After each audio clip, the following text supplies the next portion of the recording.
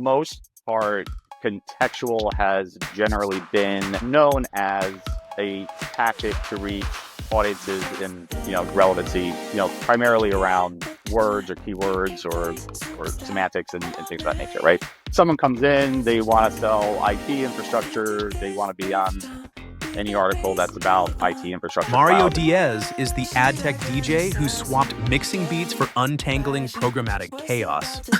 As CEO of Peer39, he's calling out the industry's worst habits: black box inventory, murky CTV placements, and the myth that cherry-picking premium content is somehow a bad thing. Transparency isn't just a buzzword to him. It's the difference between smart media buying and setting your ad budget on fire. And in a business full of smoke and mirrors, Diez is the guy making sure everyone sees what's actually behind the curtain. Troutman, the czar of the TCPA, isn't just the guy you call when your phone rings too much. He's the guy you must call. Need to navigate the legal minefield of robocalls, texts, and telemarketing nightmares? Troutman doesn't just give you advice. He hands you a roadmap, a compass, and a do not press this button sign. Practical? Yes. Actionable? Absolutely. And if you're not calling him first, let's be honest, you're probably making a mistake. Welcome, I'm your host, Payslack Latin, the rabbi of irreverence, the mensch of media. Let's face it, probably the only guy who's ever mixed Yiddish and adtech in the same sentence. Today, we got a guest who's no stranger to navigating the madness. Mario Diez, CEO of Peer39. You may wonder what Peer40 is. This guy who's taken transparency and content level signals and turned them into an art form, or at least a very lucrative science. We're talking CTV ethics and probably some industry tea because why not? So grab your coffee, loosen up that tie, and let's dive head first into chaos. Mario, let's start off with the question that you probably hate the most. What's that? Really? I'm doing great. No jargon though, right? That's the part of it. Things are great facade. I got 2 cups of coffee. Thanks for the prep on that. I'm ready to go. Look, I'm personally doing great. We've been pretty fortunate with the Peer39 asset. We took it private about 5 years ago and have been steadily helping everybody in the space, and whether it's the contextual thing, the CTV thing. So we're happy to get into it. And business great. Can't complain. The partners are great. They're having success with us. And personally, it's December and celebrating a good year. And I'm excited to talk to you. I love what you do. So happy to be on. I appreciate it. A little background. Transparency is a hot topic right now in ad tech. Advertisers demand it, publishers fear it, and companies like Peer39 are caught in the middle. Content level signals have been a game changer, but not without controversy. Yeah. Here's my question. Yeah, content level signals are handled as a magic bullet for transparency, but aren't they just turning ad tech into the ultimate game of I Spy? What's the real world benefit here? So you were talking CTV, right? So I would say anytime, any market, I would say, especially in CTV, when you look at what happens in linear, obviously, brands know where they're essentially running. Now, look, CTV is brand new, essentially, and we're still, working our way through it. And, at the end of the day, it's super important to understand, are you running on something that's relevant? Are you running on something that matches your brand? Do you actually know where you're running? Like, are you delivering a ton in overnight hours and things of that nature? And, it's what we hear from the buy side a lot is, I just want to mimic what I've been doing in linear. And if publishers and the ecosystem want to see investment similar to linear or move money over or in conjunction with it, you kind of need the same tools, frankly.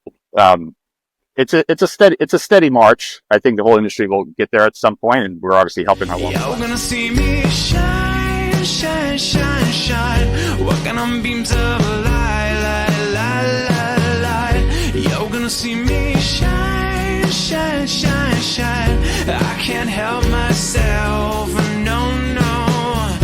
Blue skies, no dark clouds, nothing in my... Can you share an example where signals create value for both the advertisers and the publishers? Yeah, so I'll give you something really, really specific, and it's kind of like we can dive into this later too. It's transparency and content level signals and so forth. There's in my opinion, a lot of myths around it. So if you really boil that down into like just real world talk, what's happening right now in the industry, like you can take a publisher that may have, I don't know, they have 3 or 4 different genres, but overall, maybe the channel is well known for, let's say, recipes and cooking. But let's say 20 or 30% of their inventory may be, I don't know, DIY gardens or whatever it may be. And so now what happens is, an advertiser is going to buy that inventory thinking that all of it is recipes or cooking content. And then they're going to end up running on a genre that may not be suitable. Right. And so like when you think about that perspective, it's kind of like a mismatch, right? The other challenge is that if the publisher isn't transparent, right, then they're actually missing a lot of demand for genres and accuracy that maybe other advertisers want for the DIY content or another segment that is not being classified the right way. So it kind of cuts both ways. It's like, publisher inventory may miss a lot of volume on the CTV decisioned or biddable area, right? And they're missing out on new advertisers, new investment, and so forth. And then on advertisers that's running more broadly, it's they're potentially running in areas that may not perform as well. So that it doesn't, it's just like, to boil it down without acronyms and adtech jargon, that's kind of where things sit. Right. So, but publishers, don't they hate the idea of cherry picking inventory, even though some people call that quality control? And who doesn't want to pick the ripest fruit? Yeah, I think again, I think this is another myth in that. I mean, look, CTV budgets are large. Advertisers in the buy side want to reach their audience.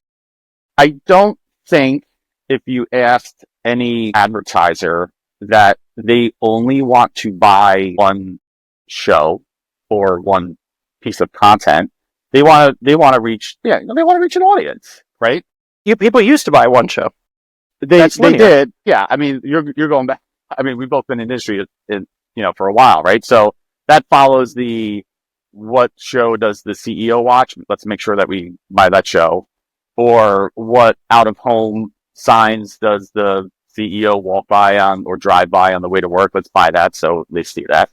And yeah, like, look, the top shows, top sites, top content, top apps, they're always going to be of interest. But more specifically on CTV, the idea of cherry picking, I personally think is a myth because there's a lot of investment going into it. And it's not that they just want that one show or one series or whatever it may be, is that they want the audience that's watching that type of content and they want to reach more of it. So without some more transparency and broader content signals, then I think publishers are missing out, frankly. So programmatic and transparency, kind of like the messy marriage that keeps everyone entertained.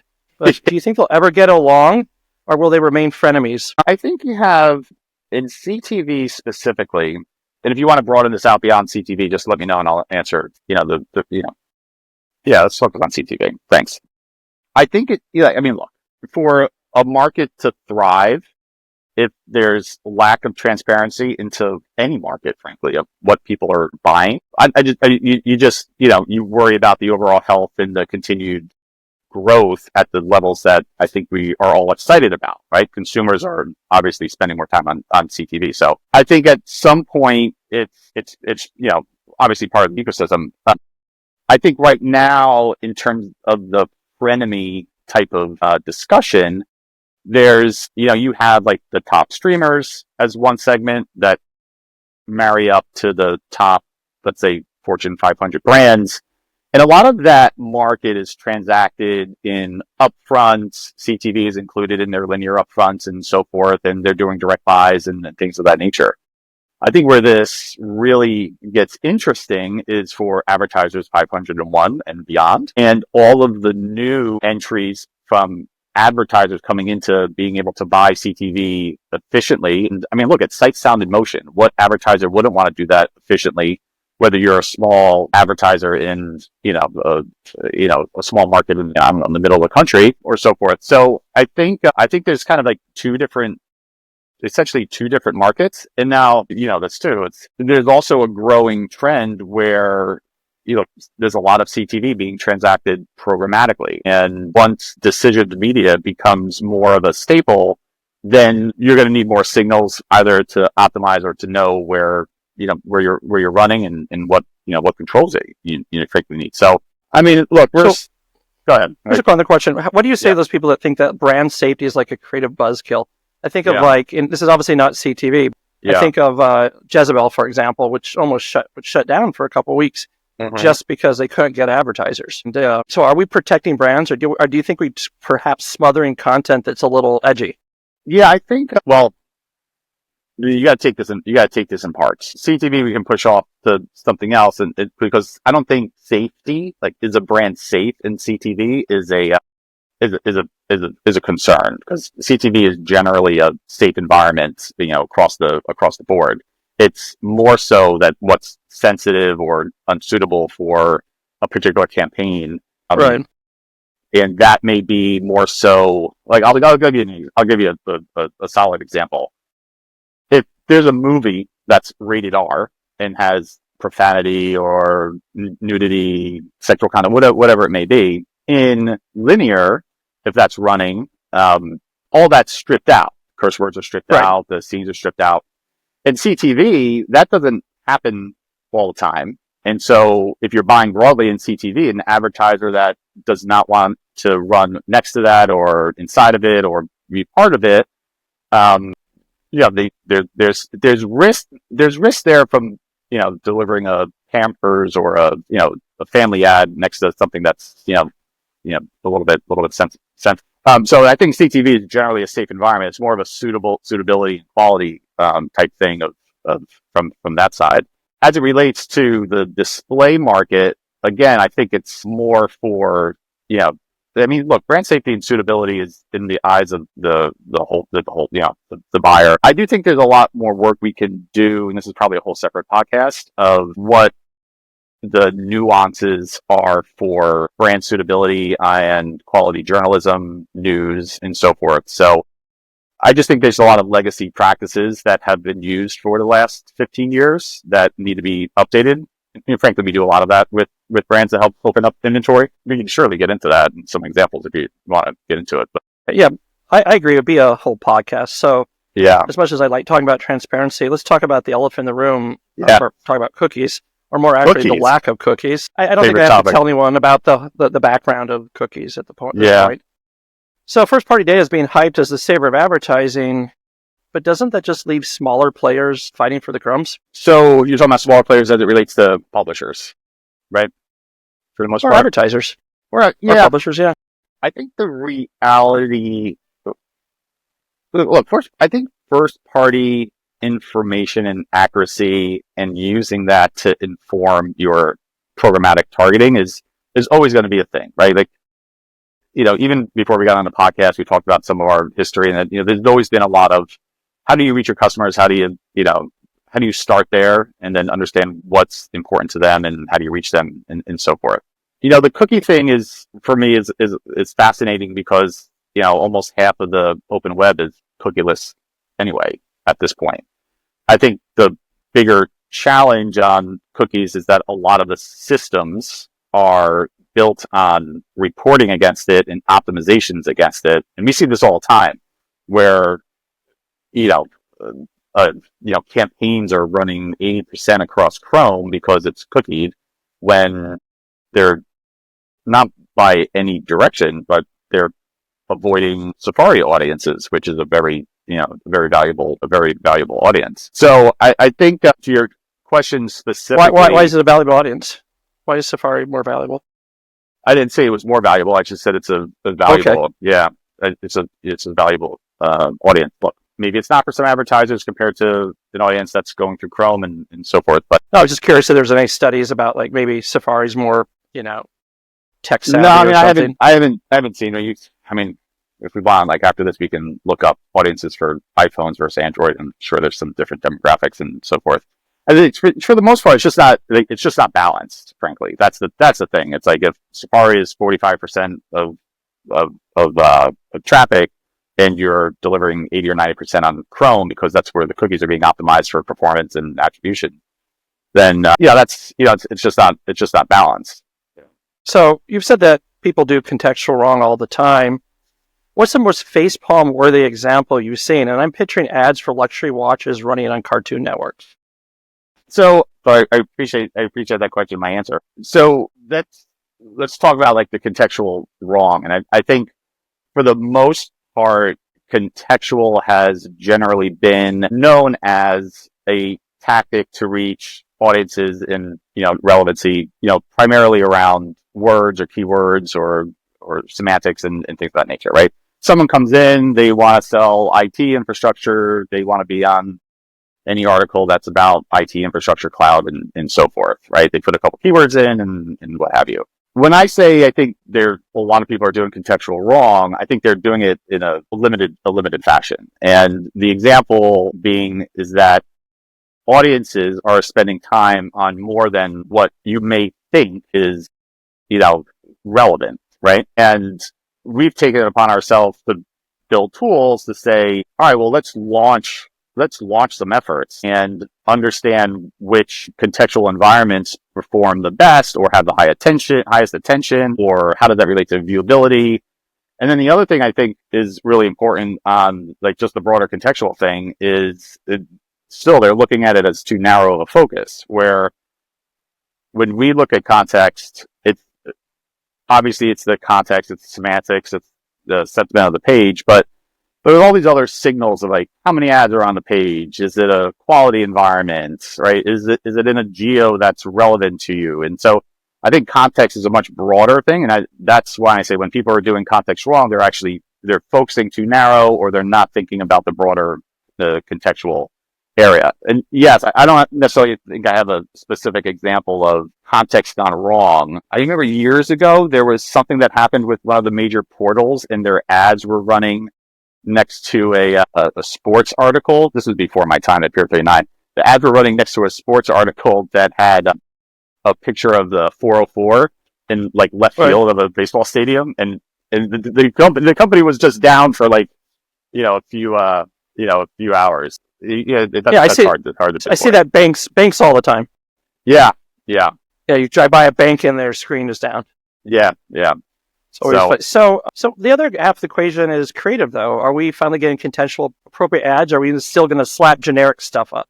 I think now. Look, one of the first companies that I spent a lot of time with. I was the 13th person at a rich media company back in the day called Point Roll, which did a lot of rich media, and then ultimately into DCO. Now known as Nextroll, right? No, Point Roll got acquired by Seismic. And then Seismic went into bankruptcy, and then the old brands died.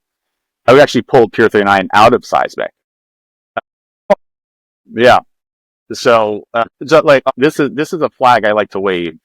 When you think about relevance, right? There's two things. There's like, what's the human doing at the moment, either on the page or in the app or watching TV, and then how can the creative be relevant to them? And CTV specifically, I think we have a lot more work to do. I think there's like some location signals that make things a little bit more relevant about things that are happening, or deals, or local car dealers and things of that nature. But on the other side, on display, I think there's a lot of opportunity. I think the DCO market tied to contextual is an opportunity unrealized, to be honest with you. And that just may be because for the most part, over the last 10 years, the creative has been optimized primarily off of audience, because that's where the focus has been. But I think we're starting now to see better connections between content, context, and creative. But to be honest with you, I think I think that area which we're going to see a lot more of over the years. So what's the one thing marketers need to unlearn about contextual targeting to make it actually work? That's a good question. You have really good questions, by the way. I think they need to look at it outside of the microcosm that they may think it has existed for how they did media buying before. And this goes to my answer before, which I think you have two main things going on as it relates to the industry and where things kind of have to go with targeting and also reporting, you have to reach your right audience, and then you got to reach them in the moments that matter. And so when you think about the moments that matter, you need to consider things like what they're reading, what they're spending time with, and then is it in a quality environment that's not cluttered or some MFA site or things of that nature.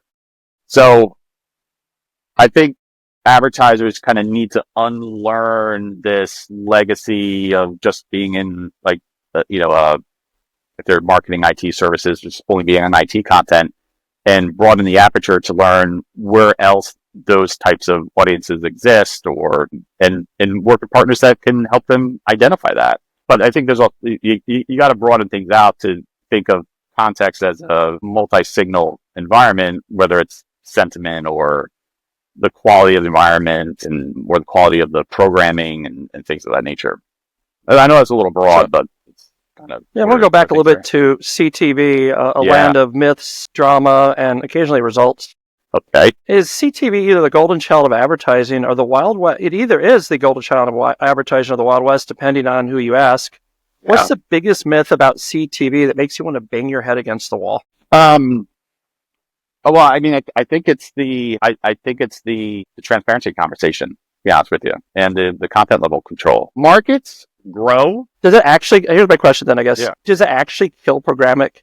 Does it actually kill direct deals? I personally haven't been in the industry before and haven't seen this movie through display and mobile and now in CTV. I do not believe it will. There will always be direct deals. And if you want to learn and explore what other advertisers could be part of your direct deal, big sponsorship, content integration type thing, what better way than to use programmatic as a discovery engine to find out who's interested in your advertising? And if you're not enabling inventory to be discovered in a more transparent or content genre way, then you're missing out on potential to see where the next growth engines are to point your sales teams and so forth. So I was a practitioner in that space when programmatic came up, and that's how we used it. So I saw it work.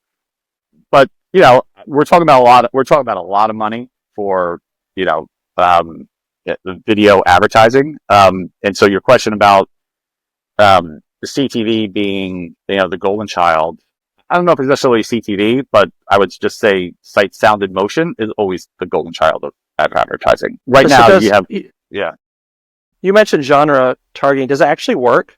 Or is it just another layer of jargon to justify inflated CPMs? Well, look, you got to define work, right? And I think, I think CTV in general, with the reach and the engagement, generally works. I don't have any specific numbers to share with respect to case studies or so forth, and on the return on ad spend and so forth. But from the perspective of a publisher seeing more demand on their inventory because they are enabling better genre and better controls into the ecosystem, that definitely works. And then for advertisers, finding audiences that are interested in their products by advertising in more, let's say, appropriate genres at scale, obviously that works. And especially for those advertisers that are in, like we've talked about before, that were not the top Fortune 500, that are looking to grow their business and be in a sight, sound, and motion environment that's encompassing like CTV. So from that perspective, I think that is going to ultimately help. So what role does Peer39 play in helping separate the fact from fiction in CTV? So we do a couple things. One is we power a lot of the controls so that when you're working in, let's say, the main platform like a DSP, that's the only jargon I'll say today. Advertisers can work with us to get a sense of where they're running, how much they're running on specific channels and content and genres and things of that nature, as well as assess quality things. Because while CTV is growing, there's also some lesser quality environments, screensavers or mobile apps making their way into the ecosystem. There's still some quality controls that you definitely need. So we help advertisers find the types of content and the types of channels that are most relevant, and that helps publishers with discovery, and they see more activity and more advertisers come through. And then on the publisher side, we're an enabler to help them route more accurate genre and show level content along lines, because you have to protect that. But a lot of times what's happening is, and this is a big problem, is a publisher may be passing some of this in the content object or bid calls, but a lot of times it's coming through in various ways through their exchange or into the DSP, and oftentimes it's not making its way to the DSP. So being that we're located and partnered with that side of the ecosystem, we pick those signals up, we build them into advertising use cases, so that if there's publishers that have DIY content, but generally it's a cooking channel or have other genres, we help that inventory surface so that the advertisers can find it and then the publishers can sell it. But it's a data business, so we're not running media or anything along those lines. So let's lighten up things a little bit. Yeah. Mario, you're stranded on a desert island, no dashboards, no Wi-Fi, just you and 5 people of your choice. Oh, yeah, who is in your survival squad and why? In my survival squad. So I think I may have misunderstood the question on the prep, but I had this gave me a lot of time to think. So there were a couple of people that I thought would be interesting to have on an island who I would like to spend time with in no particular order. Yeah, go ahead. Right. No, I saw. Go. No, you do it first, because I have a question once you say it. Yeah. So there were 5 people that I thought would be really interesting to have on an island. One being Jim Morrison. I'm a fan of The Doors. Right. And would like to spend some time with him. I would like to hear the debate between Michael Saylor about Bitcoin and Warren Buffett. I think the answer to the world's investment future lives somewhere in that discussion. I'm a big fan of someone by the name of Christopher Voss, was former FBI agent. Yeah, former FBI agent. I just love his work. Yeah, I have a funny story about that. I have a friend named Chris Voss who's actually a podcaster who does. Did you think that's and everyone mixes him up every single time. And then I'm also a big fan of Simon Sinek's writing and just how he approaches business, and that had a large impact on me. So Simon Sinek, what is his why for building a raft out of driftwood? Well, I mean, Simon Sinek would probably get so annoyed with Jim Morrison, Michael Saylor, and Warren Buffett, and Chris and myself. So his why would be, I need to get off this island, so I would get out of there. But just personally, I think very early in my career, I watched, it was either a TED Talk or a YouTube video of him, which is kind of like find your why, like start with your why. And that kind of impacted a lot of like how personally I thought about the career, but also because I was primarily in like go-to-market operations. That's always part of like, well, why are we doing something, or why would a partner want to work with us, and how do you position it so that it's mutual? And I respect a lot of how he approaches things and approaches commentary about working with people. So he had a large impact. Now his role on the desert island of survival, I don't know. I probably should have thought about a farmer, to be honest with you. So Jim Morrison, is he there for the psychedelic problem, or is he just there to keep morale high with campfire songs? Yeah, probably all the above, because I don't think any of these people would get along. So we might have to just hang out with Jim to have some fun. But for the most part, the big Doors fan, and just think he'd be an interesting person to talk to while everybody else just beats themselves up. And how would Chris Voss negotiate with the island's wild boars? Well, I mean, he's not going to be able to talk to them. Thinking about this like conversation between the Bitcoin Maximus and Warren Buffett for value in investing. I was just thinking like the 3 of them, and like knowing how Chris talks about like getting down into motivations and what needs to happen in terms of negotiations or understanding both parties. That trifecta I thought would be super interesting to get. I should have used this question more. First time I've used it, I actually like it. If this What is it? island were a metaphor for the ad industry, who is thriving and who is getting eaten first? If this island is A metaphor for the ad industry. well,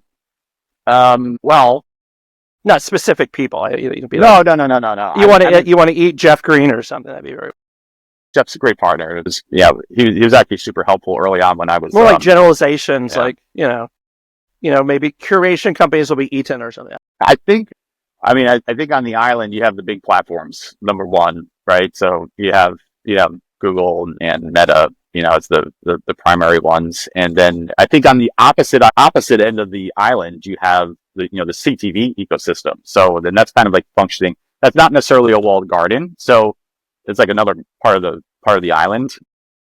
And I think in some way or shape, you have on that mountain, you have data companies and managed service companies. I think anyone that's kind of, working in the sense of where their primary business is based off of signals that may be deprecated or not as scaled in the future. I think a lot of those may get eaten first by those that have a more survivable business. And that's a lot of different companies. Look, publishers, I think they may eat each other. Publishers are like, I think they're the foundation, the sand, the grass, the trees. Like that's where, where everything happens in terms of where consumers are spending time. And I think they're there, and they continue to grow, just to grow in different ways. I don't know if that's really specific enough for you. What's one lesson you bring back to the office? What? I'm sorry? What is one lesson from the island that you'd bring back to the office? From the island, the hypothetical things, as I would say, coconut bras. I don't know. I would just say, focus on what matters and what's real, and listen to the people that are doing good work and are practitioners in the space, because those are that's where you find things that really matter for your business or how you run a business. So, who is your Yoda? The one person that taught you the most about this wild world of advertising ethics? And if the answer is myself, we're going to follow up on humility. Well, I bet you. I would say I thought about this a lot. So, in the prep, I don't have a specific person, but what I will say is that when one of my first roles after Venture Direct, which we were talking about, was with the New York Times Digital, and that's kind of like where I really Saul learned. Still there at the time? Saul Hansel? I don't remember. It's not ringing a bell. He was the tech journalist. Yeah, no, we didn't really 20 talk years. Yeah, we didn't. We were. This was before it was merged. This was New York Times Digital was a separate entity, separate building, and so forth. So that was with Jason Krebs and Ken Green and Bridget Williams. I don't know if you come across any of those names. I remember Jason Krebs. Yeah. Yeah. So, but it was interesting when with your Yoda. One of the things that I did to really learn the industry was I was a major consumer of newsletters. At that point, there wasn't any Twitter or anything along those lines, and so I had subscription. I subscribed to as many of the the newsletters, and I just I listened to people write like maybe a Tom Hespos who had a weekly column, and at that point we were all building a new industry and reading a weekly column to how people were thinking about it all the time. I think those are that was Media Post, right? Yeah, I think it was Media Post back in the day. That's how I met. That's not actually how I met Tom, but it's through Media Post. I met a lot of people through Media Post back in the day. And it was just on Tom specifically. He had written an article, I think, just recently. He had mentioned Peer39. It was just this great circle of appreciation because for him specifically, early on in my career, I learned so much just by reading him, and then to have him write about the company that I was at was really a cool moment. I was texting him about it or emailing him about it. So I haven't heard that name in decades. I used to make fun of Media Post all the time, and that's actually how I became friends with them over there. The whole old team, Masha Geller and them. Yeah, years. Yeah. They really, we're dating ourselves now. She's in San Francisco now. I know both her and her boyfriend. Paul, nice guy. So, what's the most ridiculous thing you've ever done at an industry event, and did it work? So, this was when I was at Point Roll the first time, and I was the single individual contributor salesperson, which I will say, I think Point Roll had the best B2B marketing of any ad tech company ever with their I don't know if you remember, they had expandable batters. We call them Fat Boys, and we had floating ads. We call them Bad Boys. And we had so much fun with it, and really stood out. But we had this campaign. I think Point Roll came into and we had a company called CyberUps. I think they came into our office in 2000. Yeah, or something. yeah, it's early. And they said, we're about to launch this technology. And they sat down and I was like, is this just Flash? Yeah, it was Flash. And they're and like, no, HTML. it's not. Yeah. It's interesting stories that I was working at the New York Times and I was responsible for real estate advertising. And I was working with Toll Brothers, which is a builder, and they sent me this tag. I've had a Toll Brothers house. Yeah, you did? Okay. Actually, we actually had to sue them. Yeah. I don't know if you remember the whole construction problem they had. I don't. I just know them from advertising. And so they sent me a tag to put up on, for advertising. And when, we were testing it, it was this ad where you rolled your mouse over it and it expanded and you could actually build the house right within the ad. You didn't have to go to a website. And I was blown away. Like, this is remarkable. That's cool. And this is like old days, right? And then I ended up meeting the founder on the train, completely random. And I was working in New York and living in Philadelphia, and he was starting the company. There was like 8 or 9, 10 people, and we got to talking. By the time we worked it out, I was the 13th person there, and we worked in the candy factory. But anyway, so back to point roll in the campaign. So we did this campaign called, it was something about creating arresting content, right? Like, to capture attention. I wasn't necessarily part of it, but it was wild because we put on a stint at the old iMedia conference where I think our vice president of the East, there was a fake arrest in the middle of like one of the keynotes. And no. Yeah. It just sounds familiar. Yeah. It was wild. I miss iMedia. That was I think Beat TV kind of fits the void, but Yeah. still not the same. Yeah. It's not the same. There was something it was, like, I don't it was good. Yeah. So anyway, so that was one of the more wild things that I've been a part of as a company. And there wasn't social media there. It would have been a lot different if there was social media, but we were getting emails and texts like, is he all right? Like, is he arrested? What did he do? And, and then we relaunched part of it with the, arrested content thing, and they were the joke, and it was great. So what's your guilty pleasure in media? Is it something more than reality TV? I'm a huge fan of like Ancient Aliens and that whole genre. I love that stuff. Do you believe it? You believe they exist? I believe there's more history to the Earth than what is standard. There's just too much history and all the ancient civilizations. It's just fascinating to me to look at all that. So I was going to ask you if you weren't an ad tech, what you'd be doing, but I think you'd probably be looking for aliens. I'd probably be looking for aliens. Yeah. So I already answered that question for you. Yeah, there you go. I'd be somewhere looking at the pyramids and trying to dig underneath them and seeing what really built them. Another podcast. What's one app on your phone that you never admit to using publicly? I don't know if I mean, it's not that I wouldn't admit it, but one app I use that... Grindr? No, none of that shit, man. Well, you definitely... Well, it's not on my phone, that's why. I love this app it's a white noise app, and what I do with it is like when I go on vacations with the family, like I'll record while we're leaving. So we record the sound of the vacation and I'll use it to listen to or fall asleep. I was looking through my phone. I was like, I'm boring. There's not much that I don't, There's a white noise joke about Karen somewhere here. I have to write it up.